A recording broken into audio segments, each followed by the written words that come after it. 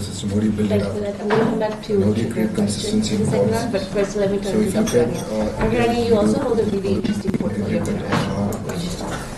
given that there are countries like India who are further moving along when it comes to solarization, there are other countries who are not. What do you think your role is, especially being Egypt and being such a strong nation, in terms of changing opinions, shifting opinions, having conversations about energy transition with other countries? And do countries at large have responsibilities to have these conversations? Well, thank you very much. Well, since last July, it's been planning, economic development, and international cooperation.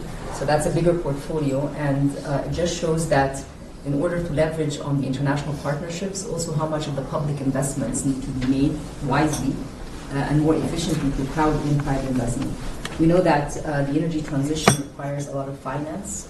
Everybody talks about the just transition, therefore just financing. More concessional finance needs to be available, not just to governments, but also to private sector. And then comes the concept of blending, so that we can de-risk a lot of these projects and help countries move into, or move towards their energy transition. I think if we forget about what happened yesterday and the updates on the US and the Paris Agreement, we know that countries have their nationally determined contributions, so the NDCs are sort of objectives for countries, objectives in a multilateral system. They're of course voluntary, they're not obligatory, but we do know that for countries or private sectors who want to invest in countries, they need to be known, the NDCs, countries need to be clear with the projects that they want, and that's the only way that you can secure financing, because everybody wants to be, if you're talking about private banks, if you're talking about the multilateral development banks like the World Bank, IFC,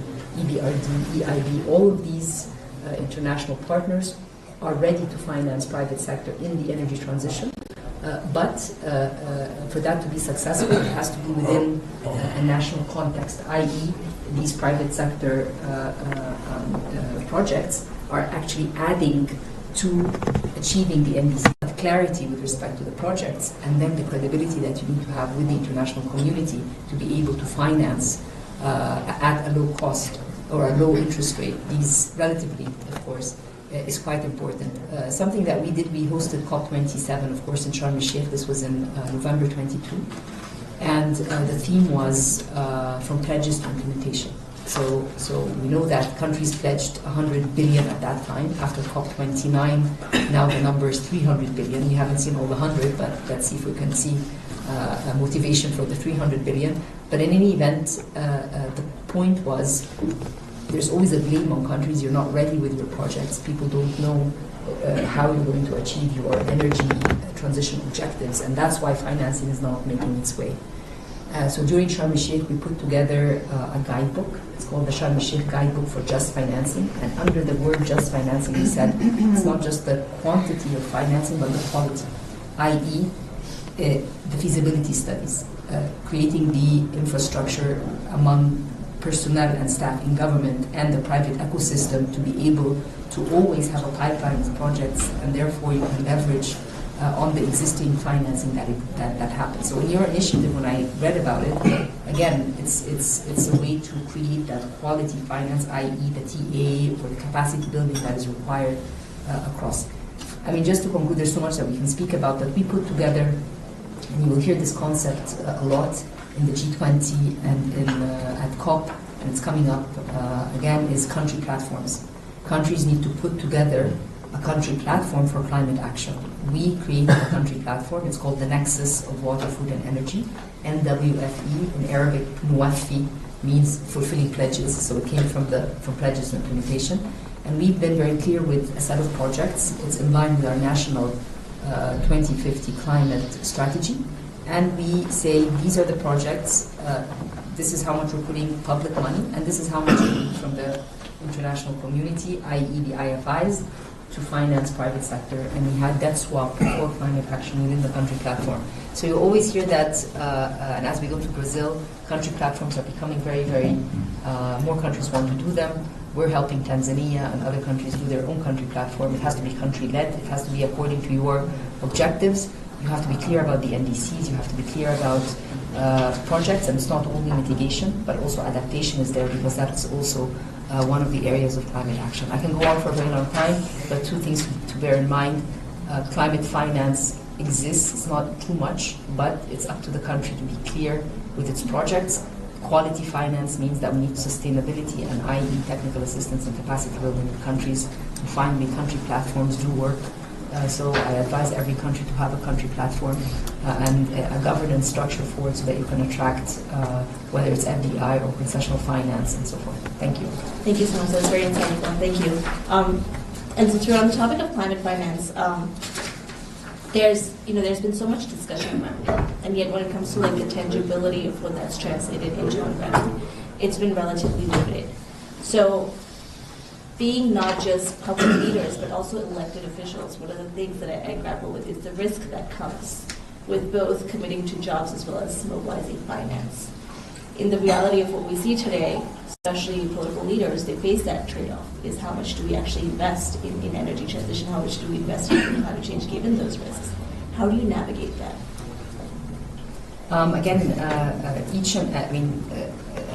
I'll talk from the public investment side. Any public money that goes into a project, this project has to be part of whether it's Vision 2030 or a national plan, which is ratified from Parliament. So that's a very important governance and political agency or buy-in, as you mentioned. The second point is, given that fiscal space is quite tight anyways, and we've been facing so many headwinds, not necessarily tailwinds, you want to put, for example, if I'm talking about renewable energy, wind and solar, do you have enough investments in the grid to upload this renewable energy? So the government has to be very clear with its priorities. I'll put investments in the grid, allowing private sector to generate the wind and solar, and this is what's going to create private sector jobs, skilling, greening, and also an entrepreneurial ecosystem sometimes, which does the measurement for the CO2 and so forth. So it's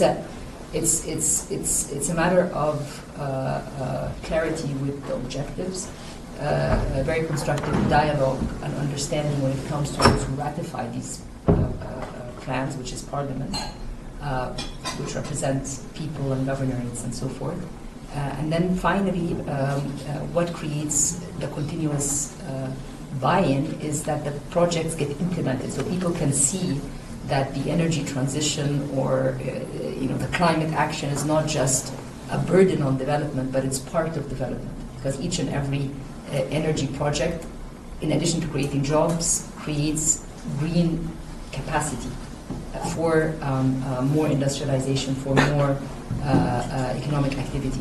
So it's very important to create the overall narrative, and there's so much work that has been written since Glasgow, actually, on the importance of thinking about climate action and development as inseparable.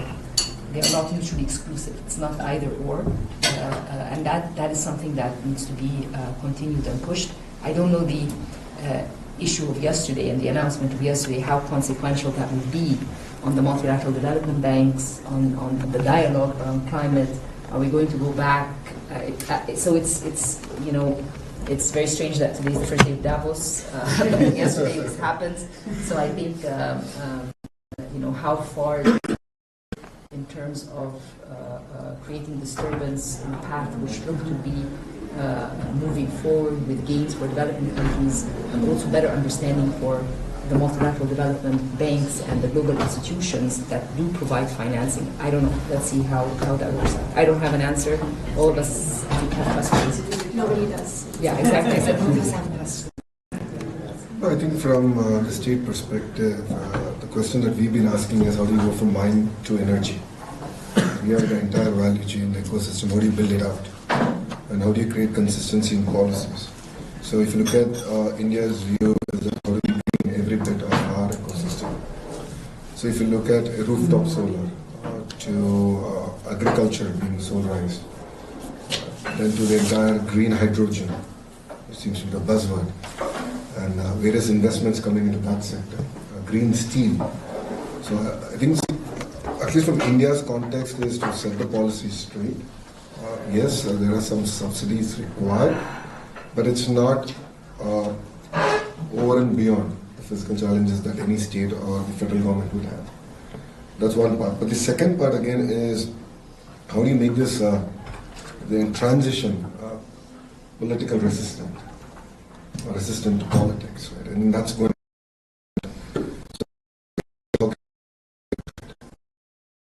And as a HRD minister, my focus is how do I create the next set of jobs that we don't even know in exactly which area they're going to come. So working with the industry, working with NGOs, collaborating with them, getting the curriculum, the whole 9 yards, and creating the next wave of jobs, I think is going to be very, very important to make it more resistant. Thank you. I'm being mindful of time, and I'll request one piece, which is this is a conversation. So if we have one question, thought, insight from participants, I know there's people in the back as well. Would welcome that before we should jump to the next conversation series. So basically, as we discussed, lots of the focus on mitigation globally as well as in India, and the resources, particularly financial resources allocated for the adaptation, are very less. At the same time, communities are facing lots of challenges because of the climate change, and not only this issue is related to just transition, but it is very bigger. Because of the climate change, lots of people, as far as migrant workers, and many of them are getting and just how we can broadening the just transition definition in that context. Yeah. Do you want to just 30 seconds short? Yeah, well, I would have one question towards you. I found it very interesting when you were saying creating the new job opportunities, which I think is great and is needed. I'd like to go on the topic of the next generations. We have a massive swift, between the generations that are currently in the power positions and the ones that are coming. And I'll be very honest with you, I am one from these generations. We don't believe many things that are said because it's very often the same thing. It's said. How are you going to tackle this problem of transparency and trust that is existing towards all of these promises and all of these COPs and WEFs and etc. etc. It's nice, but yeah, I don't see the results. I'm sorry. Don't want to be rude here, but yeah, I'd be interested in that. I think that's a valid question. Before I come to you, I think the way we're looking at it as a state is how do you incentivize farmers?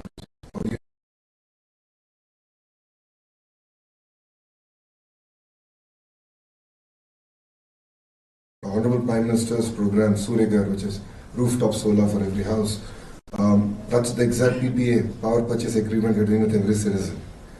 And I think that's one of the simple mechanisms that we can create the incentive structure for greater adoption. To be fair, India is seen, and for every country to really become a developed nation, low cost of energy is going to be critical. So between solar, wind and pump storage, as of today, I don't know PSPA where it will be in the next 5 years, currently is viable. So at about 4 and 5 rupees a unit in Indian rupees, it actually makes sense. So I think tying the entire incentive structure, I think is going to be very, very critical in that sense. Coming to your point, yes, I think a lot of promises have been made. The Honorable Minister has also made very clear in the opening remarks. But I think time has come. I mean, look at what's outside. This is probably the greenest Davos that we have seen. Last night, that's the whole discussion we were having. Things are changing. So we have to adapt to it. Otherwise, we will have tougher challenges. And if you look at natural calamities, it is going up. And insurance companies are running out of money. So we have to translate. So I think politicians are to be partially blamed for it. Creating the vibrant ecosystem to enable it. So for me, what's exciting is mind to energy. Capturing the entire value of the ecosystem and understanding the role of human resource development, the role of real-time governance in the entire ecosystem. That, I believe, can enable India to leapfrog as a nation. Because we don't have a lot of the legacy issues that other countries have. So we never went through a personal computing phase. We just went to the smartphone phase. So I think this, even in energy, there's a potential to leapfrog. Our grids can be far more robust. And Government of India mindfully is spending substantial amount of money building the entire grid connectivity. And, so I think that should solve both sides of the coin. I just want to say that adaptation is on the agenda. And for example, one of the outcomes of also COP27 was the Loss and Damage Fund, realizing that desertification and what's happening, because that's in sub-Saharan Africa mainly. But one important aspect is dialogue among countries, and also showing success cases where adaptation was taken as a focus, and there were alternative financing tools, like what's happening in Colombia in terms of debt swap agreements, Barbados, the same. So we need to shed light in discussions on what worked, and not just what worked, how did it work? So that can also be politicians in other areas, in other countries, with concrete examples that it's not just a promise, but it has happened elsewhere. What do I need to do to make sure and scale? So this word scaling we always hear about, but is to take a successful example and see how we can, of course not one size fits all, but problems are the same, and when one solution works, why not try to replicate given the initial conditions in the country? In terms of trust, I think that's well said, and it's everywhere. And I think the shocks that are facing us today are more frequent and bigger. And whether it's the fiscal space that is available for countries to be able to take action, which shock should I prioritize given the fiscal, the very tight fiscal space? So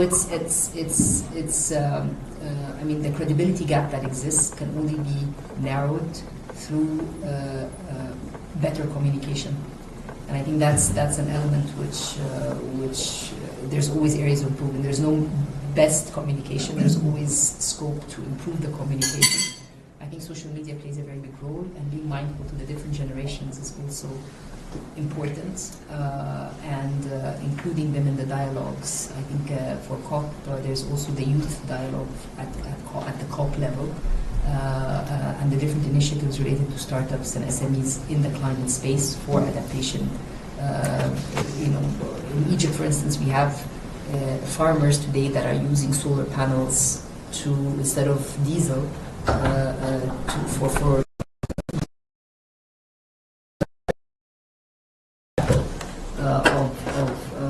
action for adaptation. Sometimes loans, costs, and so forth. Being very honest on what doesn't work and what cannot. No. Yes. Commitment towards energy transition remains strong. And while there are turbulent times coming up, I'm pretty confident that we'll be okay. That being said, we'll close the session on government perspectives. And Vikas actually moved to you.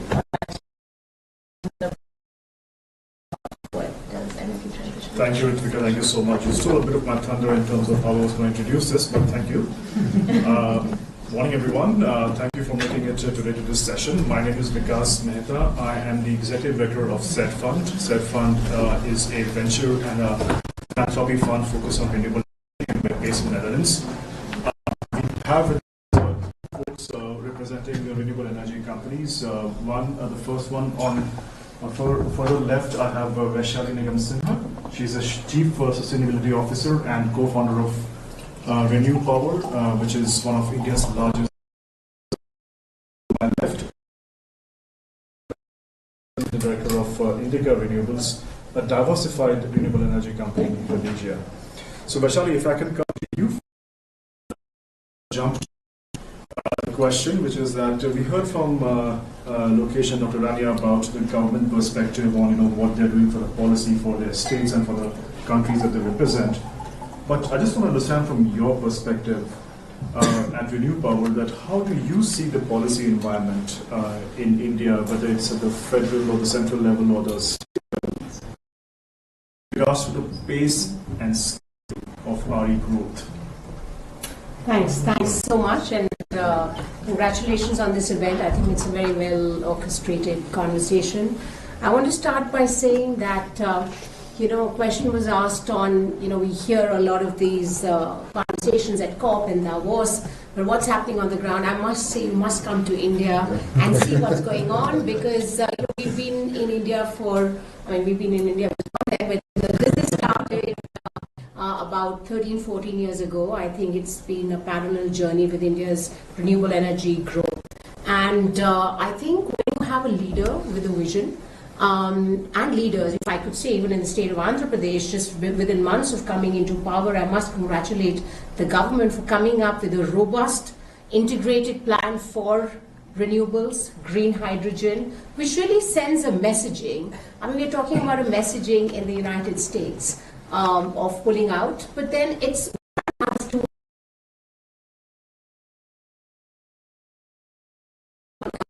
if they don't follow, you need followers to, right? Let's not make leaders who must not be leaders. In the first stint of President Trump, we saw that the world continued. And continued like what? And we are in a much better space. So sometimes I do feel it's important for us to step back and take stock of where we are. If I look at a decade, deployment on the ground has grown 6 times. In 2014-15, we had about 13 gigawatts of assets on the ground. We have 200 gigawatts. In 2019, we were at around 50, but now we're going to do 50 gigawatts year on year. So that is the kind of progress we see. And why has that happened? That's happened, if I could come back, we have a vision, we have a commitment to the sector. We have the desire to engage with the world in a positive way. I think that by the International Solar Alliance, by the ambitious commitments of the COP, all of this is really important for us in the private sector, because when our government representatives come back, it's very easy to have a conversation on the gaps which exist for us to accelerate the pace on the ground. So I feel that I'm optimistic, I'm hopeful, and I'm positive just because of what I see happening in my own country. We have the largest grid, as you mentioned, which really is a game changer. We have SECI, which is a nodal agency, which sort of increases transparency and increases our ability to deploy in a more transparent way, and so on and so forth. So at an institutional level, I see in India, there's a huge amount of progress and commitment which has happened. When we started Renew, the company I represent, we had knocked about 60 doors in 2011, 60 investors globally.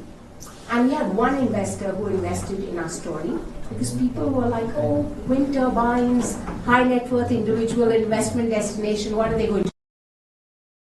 This model for solar, wind, hydro, pumped hydro, and a lot of innovation around how we can leverage these individual sources of clean energy and innovate in a complex way to look at round-the-clock innovation, etc., etc. So I'm not sure if this gives you a sense that at a central level there's a huge amount of commitment, and at the state level there's a huge amount of commitment by many, but not all.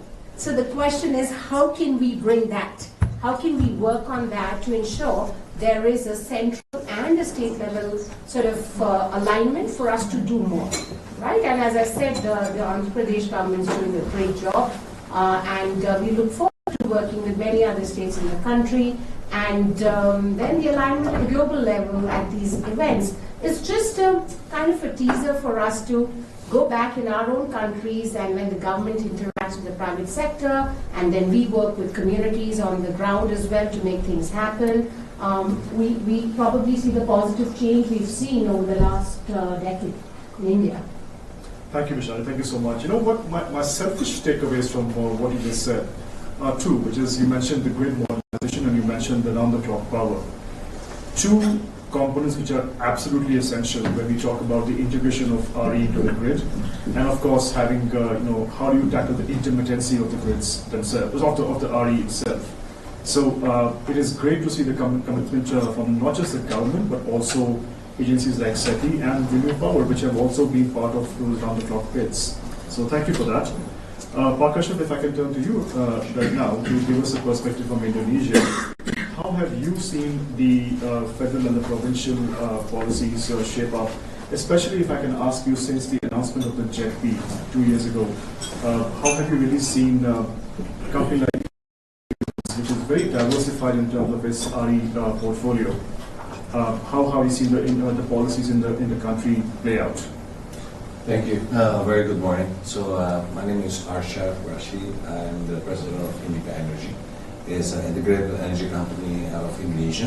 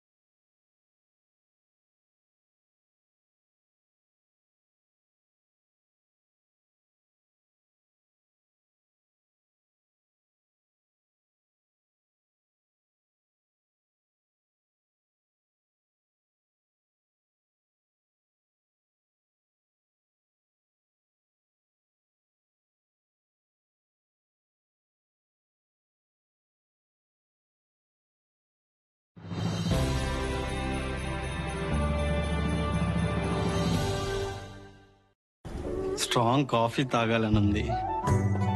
ఇదిగో coffee powder తీసుకో. Sunrise coffee ఎత్తుకో. Stove ముట్టించు. వెలిగించు. వెలిగించు.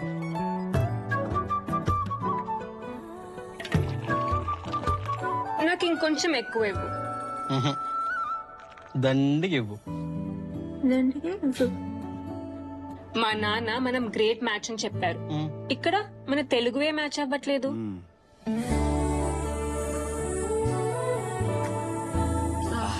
భలే strong. ఇప్పుడు great match లాగా అనిపిస్తుందా? ప్రతి కప్ కొత్త నెస్కఫే సన్ రైజ్ తో స్ట్రాంగ్ బంధాలు నిర్మించి స్ట్రాంగ్ కాఫీని అనుభవించండి. మన స్ట్రాంగ్ బంధానికి strong coffee from Nestle.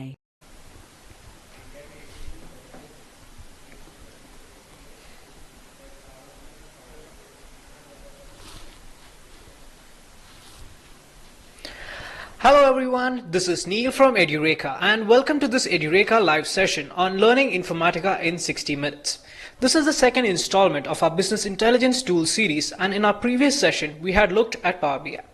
Now Informatica is the market's leader when it comes to data management, data integration, data processing, basically anything that deals with data. Now even if we have a 3-hour session on Informatica, we would still not be able to complete it, explore it as such. However, post today's session, I'm quite sure most of you would be able to work with Informatica and begin your journey on playing with data through Informatica Power Center. Now, moving forward, let's look at today's agenda to get a better understanding of what we'll be discussing as part of this session. Now, the first thing we'll try to understand is what exactly is business intelligence. Now, Informatica is a tool that provides you a business intelligence based solution. So let's try to understand what is business intelligence first. After that, we'll try to understand what is extract, transform and load, because this is a tool that performs this operation. So it's essential that you understand how extract, transform and load works. Moving on from there, we'll talk about Informatica Power Center 10, and then we'll be looking at the various tools associated with Informatica Power Center, starting from Informatica Power Center Administrative Console, and the 4 remaining tools of Informatica would be explored through a demo as part of this session. Now I hope you guys are definitely looking forward to this session, and I request you to be a bit patient because this is a long session as such. Now, we'll begin with the first topic of today's session, that is what exactly is business intelligence. Now, business intelligence is one of the biggest buzzwords in today's industry. Everybody wants to know what it does, how it works out. So let's try to understand business intelligence first. Now, business intelligence basically is a group of techniques as well as tools wherein you gather your data from different sources. Once you have your data from different sources, you bring it onto a common platform that is usually a data warehouse. Once I have my data present here. That is all the data from different sources in a common point. Then from this data, I can perform various analysis and make it quite easy for the end user to understand this. Now, to put it quite simply, let's take it in this way. Let's say your boss comes up to you and tells you, okay, gather the data from all my sales departments and then show me a result or a visualization which tells me how my sales department is performing. Now for that, first what you need to understand is that not all the departments would be using the same kind of application to store their data. So first what I need to do is that I need to bring the data from all these applications to a common platform. Once I have it here, then I can go on to perform my required analysis operation. Now this is what business intelligence lets you do. Now again, if you look at the example here, I have my data present in different databases as well as in different files as such.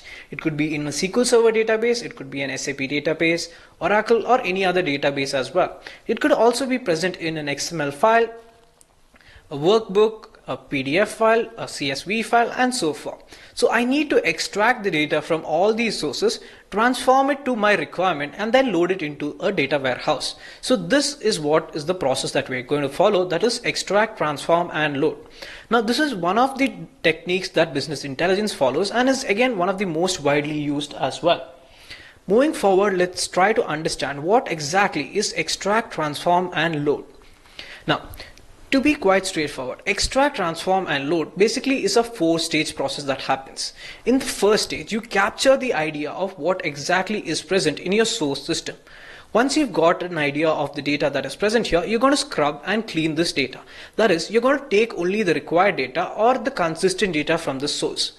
Once I've done with this, then I'll move forward and then perform the required transformation on this data. I'll only take the data that meets my requirement ahead.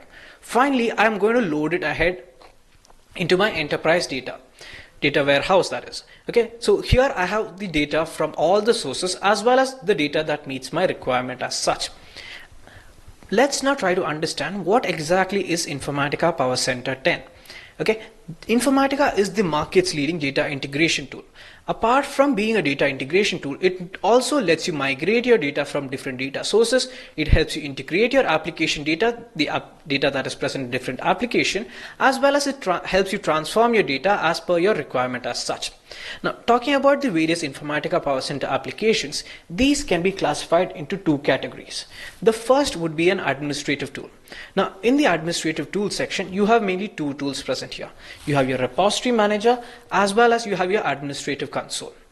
Now, let me first address the administrative console. As the name suggests, this is basically a